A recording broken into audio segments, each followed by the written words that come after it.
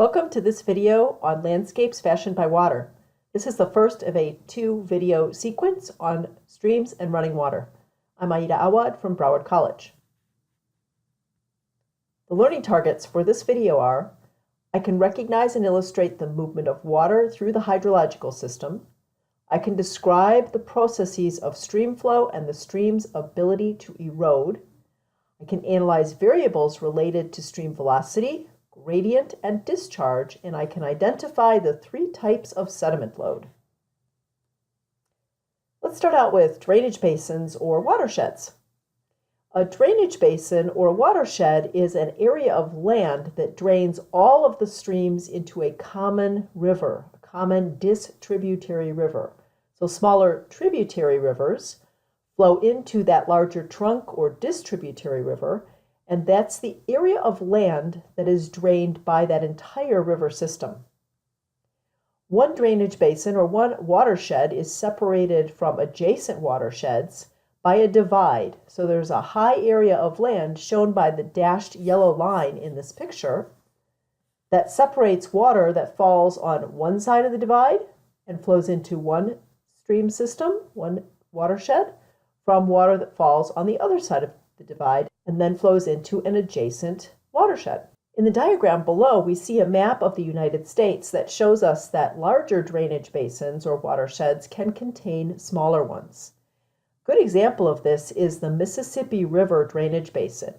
And if you look at the green area on the map, you'll notice that it includes the Missouri River, the Arkansas River, the Ohio River, and a couple of others, and those river systems flow into the Mississippi, so they're all part of the Mississippi drainage basin.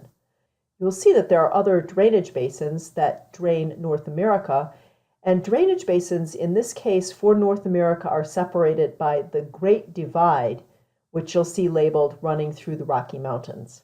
In general, streams can be divided into 3 different zones. The uppermost zone being the zone of sediment production, typically closest to the headwaters of the stream, the middle zone or the zone of transportation, and then the lower zone closer to the mouth of the stream called the zone of deposition. Characteristics of the zone of sediment production include that it's a high gradient, straight stream channel that is very V-shaped, and in this area, most of the downcutting and erosion takes place. You'll also find rapids and waterfalls in this area. In the zone of transportation, there's an equilibrium between erosion and deposition along the main channel or the trunk stream. This happens when the slopes are more gentle, so the gradient is lower, and the valley starts to broaden out as the river starts to meander or curve. In the lower zone, the zone of deposition, the gradient is further decreased, and a delta where deposition occurs develops at the stream's mouth. Stream flow, which we're starting to talk about now, can be either laminar or turbulent. In the case of laminar flow, we find this in streams that tend to be lower in velocity, and the water flows in a straight line path that parallels the stream channel itself. Now, most streams contain turbulent flow with one level of turbulence or another at some depth in the stream. And turbulent flow, as you can see from this little diagram, shows that the water particles are actually flowing in a rather chaotic way. So we find whirlpools and eddies and swirling motions.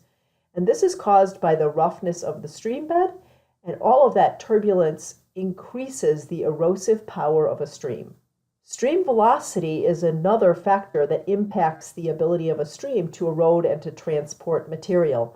And there are several things that impact the stream's velocity, including gradient. How steep is the stream? The size of the channel, the cross-sectional shape of the channel, how rough is the channel, and the volume of water being discharged through the stream.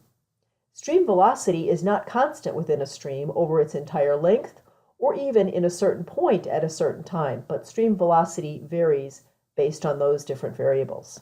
These 2 diagrams show us a side view of stream velocity and a map view of stream velocity that help us understand that stream velocity is not constant across the stream, and it's not constant with depth in the stream.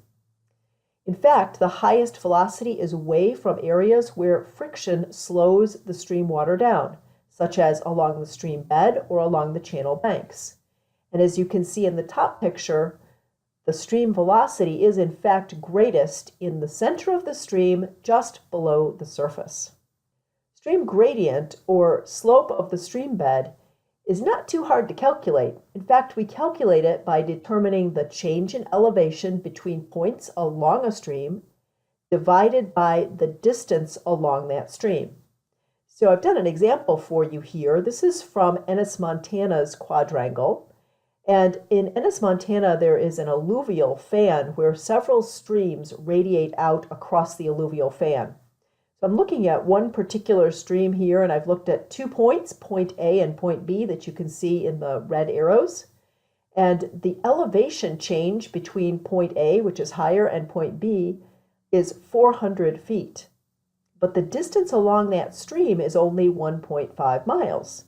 And that gives us a gradient of 266 feet per mile, a really high gradient. Just for contrast, the lower Mississippi River's gradient is under half a foot per mile. Stream discharge is defined as the amount of water flowing past a certain point in a given amount of time. Discharge can be calculated by measuring the velocity of the stream and multiplying it by the cross-sectional area. Essentially, what we'd like to know here is how much water is coming out of that stream for a certain amount of time. And it's hard to take a big bucket and put it at the end of the stream, so we can calculate it this way. Now, just like velocity, discharge varies along a stream with the depth, the width, and the stream velocity varying, and it varies from time to time depending on how much precipitation there's been recently.